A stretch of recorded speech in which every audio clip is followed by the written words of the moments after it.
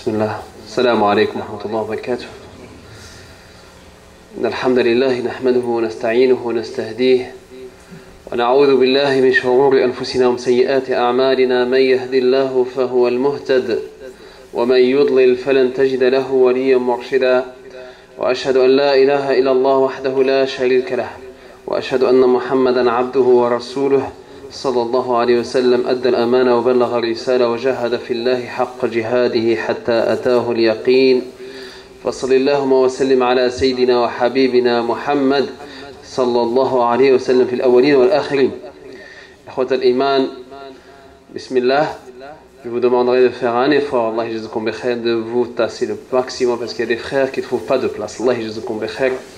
Donc ça aussi c'est l'effort qu'on devrait faire aujourd'hui, Inch'Allah. Barakallahu fikum.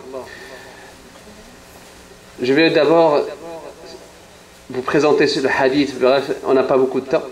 Je suis désolé, le trafic ne me permettait pas de venir depuis Sainte-Rose à Laval jusqu'ici dans les temps. Mais bref, on va résumer, Inch'Allah, la khutbah. Une présentation d'abord en arabe. Ce très beau hadith qui est rapporté par l'imam al-Bihaqi.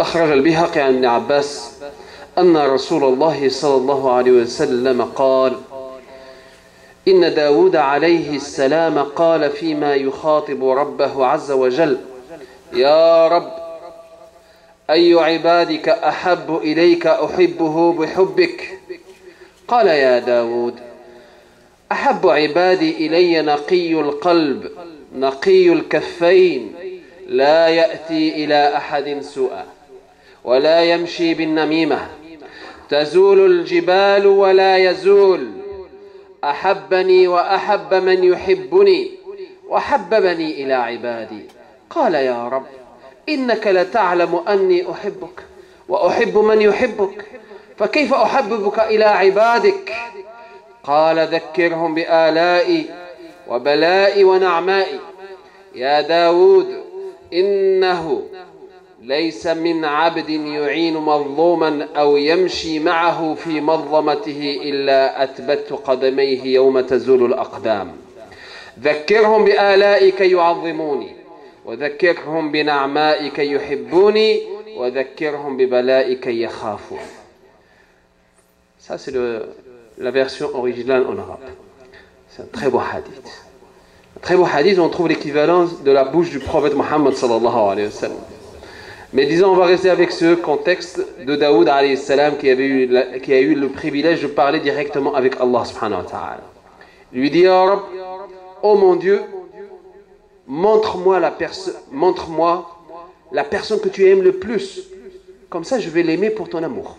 Subhanallah. Je vais l'aimer parce qu'elle t'aime. Et vous savez, parmi les niveaux les plus forts chez Allah subhanahu wa ta'ala, dans l'au-delà, deux personnes qui sont aimées chez Allah subhanahu wa ta'ala. C'est des personnes qui sont sur des minarets de lumière dans l'au-delà. Même les prophètes et les anges, les martyrs vont en fait se poser les questions. Qu'est-ce qu'ils ont fait de spécial pour mériter cette position-là? Alors, qu'est-ce qu'il va dire Allah subhanahu wa ta'ala à Daoud? Il lui dit, écoute Daoud, mes plus chers, ce sont en fait mes serviteurs et mes bien-aimés. C'est la personne en fait parmi mes serviteurs et mes bien-aimés qui a le cœur pur et qui a en fait aussi les mains propres. Comme il a dit le prophète sallallahu alayhi wa sallam, il a dit à cet homme qui est venu voir le prophète sallallahu alayhi wa sallam, Ya Rasulallah, c'est qui la personne que Allah aime le plus? C'est le même contexte. Man afdalun nas inda Allah. Qu'est-ce qu'il a répondu le prophète sallallahu alayhi wa sallam? Il aurait pu dire moi, Mohammed sallallahu alayhi wa sallam. Non, il était trop modeste le prophète sallallahu alayhi wa sallam. Mais il va donner les indications. Il dit c'est la personne qui a un cœur pur, mahmoum al-qalb, mais qui entretient la pureté de son cœur, et c'est là le problème. C'est pas seulement de monter au sommet, mais c'est d'y rester. Et il a une langue propre. Le prophète il va parler de la langue propre. Ici, Daoud, il va recevoir le message, attention, tes mains doivent être propres, ne pas faire du mal avec tes mains. Et c'est la personne qui a un cœur propre, pur et pieux, comme il dit le prophète sallallahu alayhi wa sallam, et qui ne connaît ni mal, ni envie, ni jalousie, ni de haine pour personne. C'est un ange. C'est un ange. Regardez comment les incitatifs pour partir dans cette direction-là, dans tous les messages divins, c'est qu'il a reçu Daoud, on retrouve le même que chez le message du prophète sallallahu alayhi wa sallam qu'il a reçu. Alors, Qu'est-ce qu'il dit Allah subhanahu wa ta'ala à Daoud? Il lui dit c'est la personne qui a un cœur pur et des mains propres. N'apporte aucun mal à autrui. Le musulman, le croyant, c'est un vecteur du bien. Il ne connaît pas le chemin du mal. Ça nous arrive tous de nous tromper, mais on sait qu'on a fait une mauvaise action, on va la réparer. Il ne fait pas de mal, ne fait pas de calomnie. Al-ghiba wa namima, comme il dit le prophète sallallahu alayhi wa sallam, celle qui va en fait brûler tout le champ de hasanat. C'est ça. Tu peux planter plusieurs hasanat dans la mosquée pendant Ramadan, pendant alhamdoulilah zakat, pendant beaucoup d'actions dans l'islam, qira'at al-Qur'an, mais dès que tu commences à faire un namima, tu viens brûler tout ça. Subhanallah. Alors il faut faire attention, il dit, il n'est pas le vecteur de calomnie et de médisance. Et on ne peut pas passer outre le message suivant, qui est d'une importance capitale. Parce qu'on peut être actif dans la communauté aujourd'hui, mais demain, est-ce que tu le resteras? Tu peux travailler pour Allah maintenant, mais demain, est-ce que tu le resteras? Qui parmi nous ne subit pas d'épreuves au quotidien dans sa vie? Non. Le message est pour moi d'abord et pour vous, mes frères et sœurs. Plus Allah t'aime et plus il va te mettre à l'épreuve. T'inquiète pas, si tu n'as pas d'épreuve, regarde ta situation avec Allah. Alors c'est pour ça qu'il dit Allah subhanahu wa ta'ala dans ce hadith directement livré à Daoud, Tazulul jibal wa la yazul. Les montagnes peuvent disparaître, mais cette personne que j'aime, elle restera active tout le temps. Regardez Yusuf alayhi salam, jeté dans la prison, le premier message qu'il va livrer, la première parole, qu'est-ce qu'il va dire? Comment nous sommes par rapport à ce message? Est-ce que c'est notre quotidien? Est-ce que c'est notre souci premier?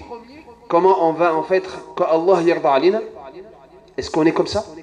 Ou c'est plutôt, on est tourmenté par toutes les affaires du quotidien, des épreuves qu'on peut vivre? Non. Allah, il nous a mis à l'épreuve pour nous aimer, pour nous purifier. C'est pour ça qu'il dit Tazulul jibal wa la yazul.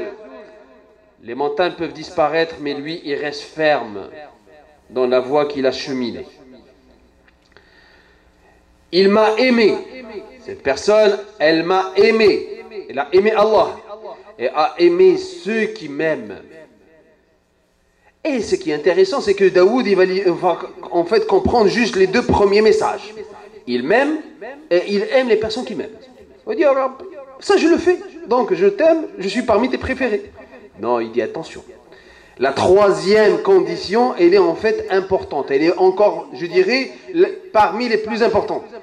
Et il a fait aimer les autres pour m'aimer. Et c'est ça qui est important chez Allah subhanahu wa ta'ala. Comme il dit le prophète sallallahu alayhi wa sallam, Bashiru wa la tunaffiru. Invitez les gens en fait à aimer Allah. Prêchez la bonne nouvelle et faites pas repousser les gens par votre parole. L'intention n'est pas suffisante. Que je veux faire les bonnes actions en prêchant avec al-khushuna, avec en fait l'agressivité. Non, il n'existe pas ça. Il faut enlever tous les points sur khushuna. Ihsan. Ahsana. Wa man ahsanu mimman da'a ila Allah. Allah subhanahu wa ta'ala dit Ud'u ila sabili rabbika bil maw'idati al hasana wajadilhum billati hiya ahsan pas akhshan. Donc je vais finir avec le message. C'est vrai que je devrais rentrer inchallah dans le temps. Alors il dit c'est d'amener les gens à m'aimer, et ça c'est ton grand défi. C'est pas seulement de m'aimer, aimer les autres qui m'aiment. Quand on reste juste entre les musulmans alhamdoulilah dans la mosquée, on est comme ça, hein. Mais qu'est-ce qu'on a amené les autres à aimer Allah subhanahu wa ta'ala? Comme il dit le prophète sallallahu alayhi wa sallam, Ali, tu sais Ali, si Allah fait de toi la cause, l'origine, qu'une personne connaisse la douceur de la foi en venant de la mécréance vers l'islam, vers la foi, c'est mieux que tous les biens sur la terre. C'est mieux que les BMW qu'on peut gagner de ces temps. Vous imaginez?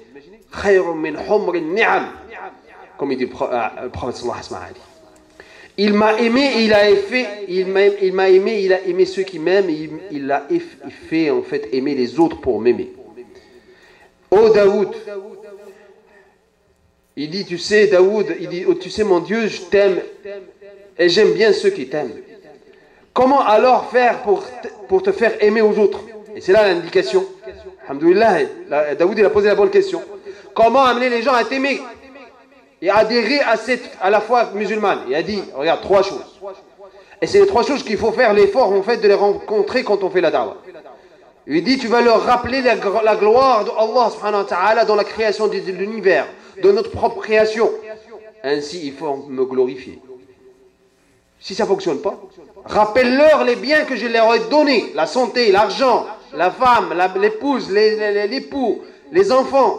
Alhamdulillah, si ça ne fonctionne pas, là tu passes à la 3e et seulement en 3e position. Souvent on commence par celle-là. Rappelle-leur qu'Allah subhanahu wa ta'ala peut passer à l'épreuve, peut en fait châtier. Comme ça ils vont me craindre. Allahumma ja'alna min alladhina yastami'una al-qawla fayattabi'una ahsanah. Ulaika alladhina hadahum Allah wa ulaika humul albab.